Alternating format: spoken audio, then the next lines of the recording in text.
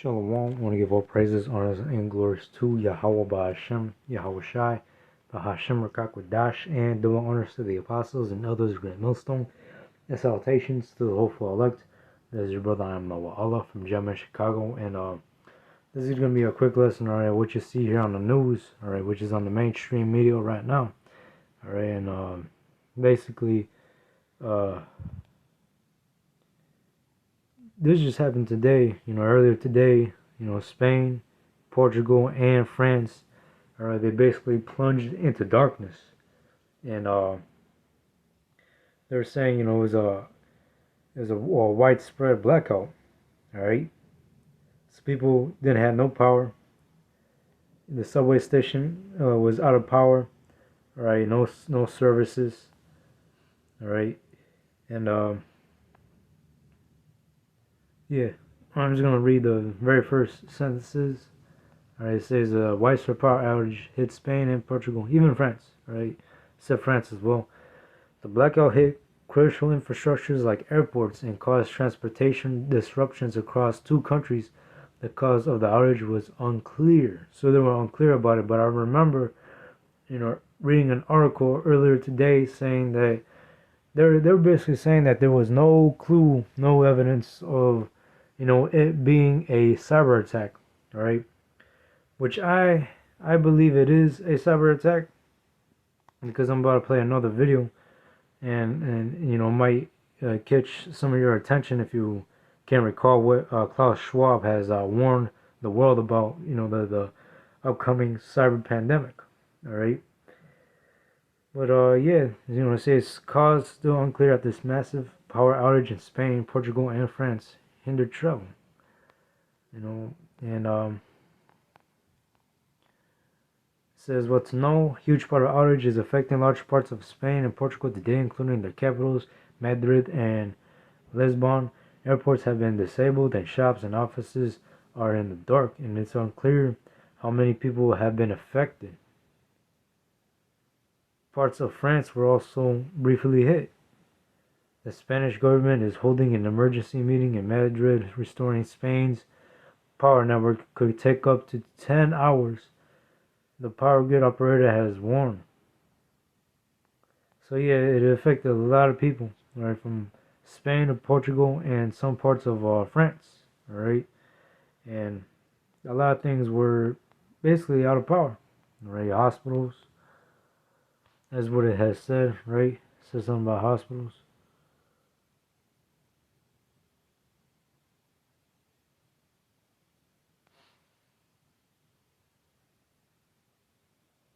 Well, airports, well, hospitals, they have generators and stuff, but yeah, they were saying, it was unclear of what was the cause. But here you got other major news sources. Alright, basically it's on the mainstream media. They're all basically telling you the same thing, that is unclear.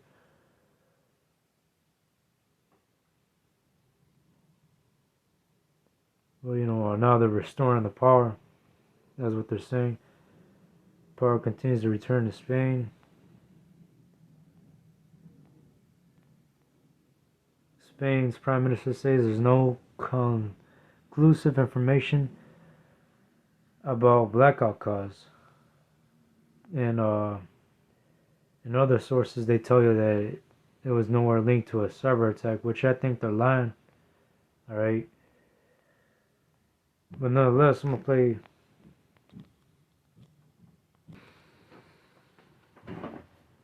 play another video, and some of you might recall, alright, but here, Klaus Schwab warned of a cyber pandemic, alright, where there'll be basically blackouts, outages, widespread. Attention to the frightening scenario of a comprehensive cyber attack, which would bring to a complete halt to the power supply, transportation, hospital services, our society as a whole. And that's what you kind of see happening right now, right over there in Europe. The COVID-19 crisis would be seen in this respect as a small disturbance in comparison to a major cyber attack. And there you see, there you have it. America basically plunged into darkness. All right, people over there in Europe right now, they have no power, but real soon, America is gonna have a cyber attack, slash EMP attack, where it's gonna knock out the infrastructure of the electrical grid here in America, right, causing a major outage of like no power at all, right, and now you're beginning to see that happening to these, other countries, but soon it's gonna happen to the same here in America, all right, and what you see happening over there in Europe, was not done, for like out of the blue, right? Recently, Klaus Schwab, he stepped down from the WEF, so now another man is taking his place. But yeah, what you see happening right now is really just orchestrated, all right, orchestrated chaos. And what Esau uses is that, get his new world order agenda is order out of chaos, order ad chaos. Pretty sure majority of you have heard that before. All right, so he says about to cause a lot of chaos in order to, get started with this new world order, right? Because Esau is about to roll out an RFID microchip, but to do that, all right, a lot of chaos has to erupt first. All right, that's why you hear about order out of chaos, or problem, reaction, solution. All right, you have a problem, could be any kind of event, a virus, right, an outage, an economic collapse. People react, and Esau comes with a solution, right, the RFID microchip, which you're kind of seeing happening gradually right now. The economy is collapsing. These nations are going to war. All right. Now you have widespread of outages, right, happening out on the blue. But here's these things are going to happen, right? In order for Esau to implement his RFID microchip, and then it's all going according to prophecy. But here's I'm gonna start with Malachi 1:4. And right now we're seeing Esau trying to start up chaos. Right? It says Malachi 1:4. Whereas Edom said, "We are impoverished, but we will return and rebuild the desolate places." And that's what Esau wants to do. Right? He wants to establish his new world order by the way of the RFID microchip. He wants to chip everybody on the entire earth. All right. He wants there to be a one world government, or a surveillance society. A cashless society where they are surveillanced. All right. Where you will own nothing and be happy, which you're starting to see right now as people are going broke here in America, and all these other economies are crashing along with it too. So when these people struggle, when they get into the desperate mind state, and when it's the time for Esau to roll out the RFID microchip, the majority of these people are going to take it, all right? Because these people want to continue to eat. These people want to continue to live.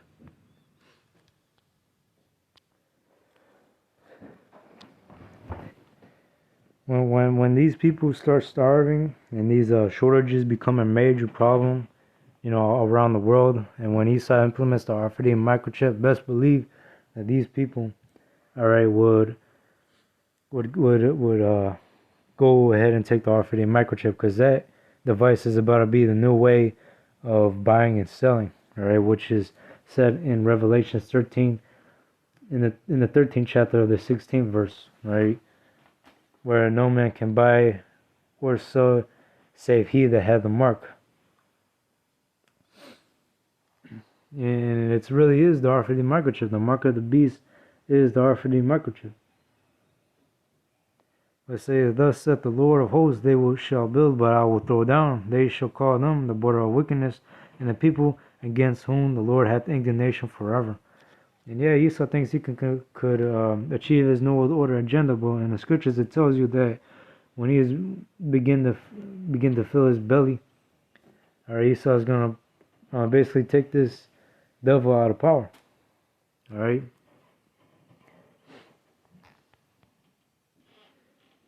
So Esau, he doesn't have another 10 or 5 years. Esau knows that his time is short, and Esau knows this because he sees our people waking up. All right, this word has been prophesied unto the four corners of the earth. All right, and Esau, he knows who our people are. Esau knows that the so-called blacks, Latinos, and Native Americans, or the elites, all right, the elites know that the so-called blacks, Latinos, and Native Americans are the Hebrew Israelites that the Bible speaks of. All right. And Esau's afraid of that because he knows that Yahushua is about to make a return. Right? He's about to visit the world. He's about to visit the earth, which he made. But here in Psalms 83 and 2, speaking about the elites, all right, that run the world, the Rothschilds, the top banker families, the Amalekites, as what you would say, the JOOs. Say Psalms 83 and 2, for lo, the enemies make a tumult, and they hate thee have lifted up the head. They have taken crafty counsel against thy people, and consulted against thy hidden ones. And they have said, come and let us cut them off from being a nation, that the name of Israel may be no more in remembrance. And yeah, Esau wants to cut Israel off. Right? Ultimately, Esau wants to enslave you so-called blacks, Latinos, and Native Americans. All right? And the way how he's going to do it is by giving you the RFID microchip. All right? Now, you see Esau, or he wants to brand you with an RFID microchip on your right hand or on your forehead. All right? Only so that he can possibly stay in his kingdom, forever. But hey, the Lord is going to come back. He's going to return. He's going to take this devil out of power. And 2/3 of our people are going to die. The only ones that are going to make it out of this is the elect. Right? According to Psalms 91. Alright? According to the one scripture that goes, I will bring the third part through the fire. And then the one other scripture that goes, and then shall they know who are my chosen. Says 5, for they have consulted together with one consent, they are confederate against thee. So yeah, these elites, they're pulling the strings of all this. Alright, none of this was done on accident. These blackouts that you're seeing was not even done on accident at all. Alright? The elites, as what you say, the cabal that are behind closed doors, they're the ones pulling the strings. Alright? They know they have a short time. That's why you see a lot of things happening, especially for this year, now that Trump, is in office. And Trump is only just a president. I know, Slovakia. Trump is only just a puppet, alright? He's following a script that the elites want him to follow. Alright, and what you're seeing happening right now in real time is that Esau is going forward with his agenda. Alright, he's making moves right now.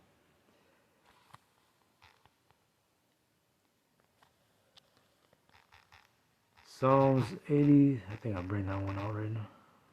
Yeah, I brought this one up. But I'm not trying to make this too long.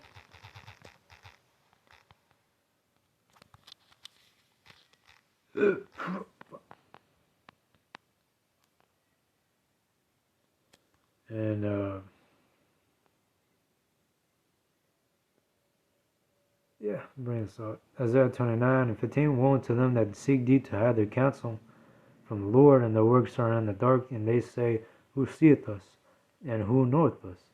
Surely your turning of things upside down shall be esteemed as the potter's clay, for shall the work say of him that made it, he made me not, or shall the thing framed say of him that framed it, he had no understanding?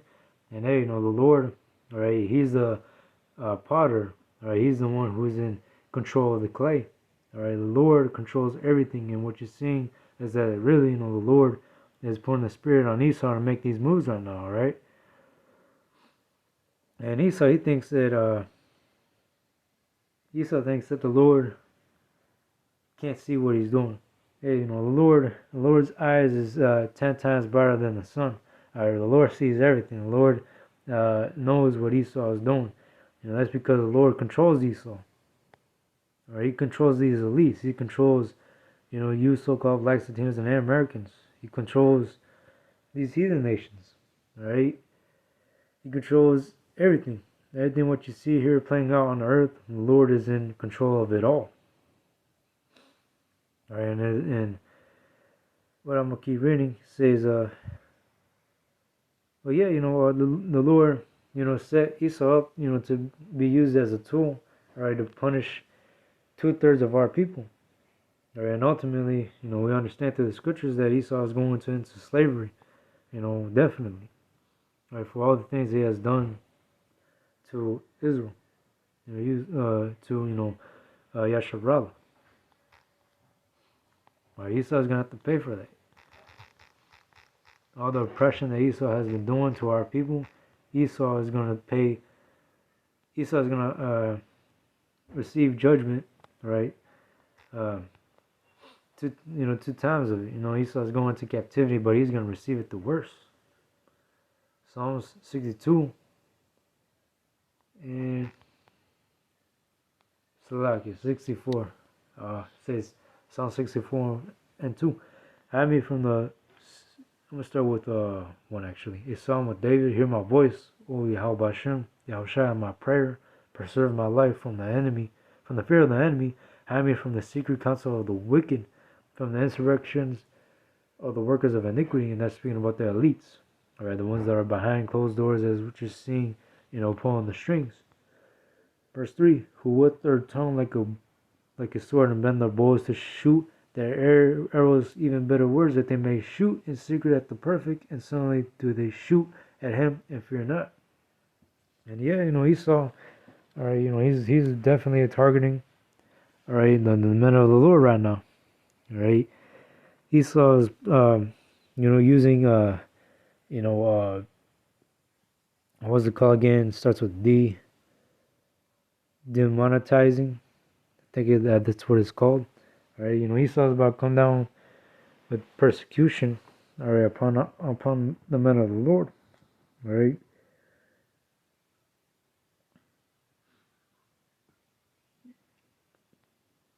It says verse 6: They search out iniquities, they accomplish a diligent search, both the inward thought of every one of them, and their heart is deep.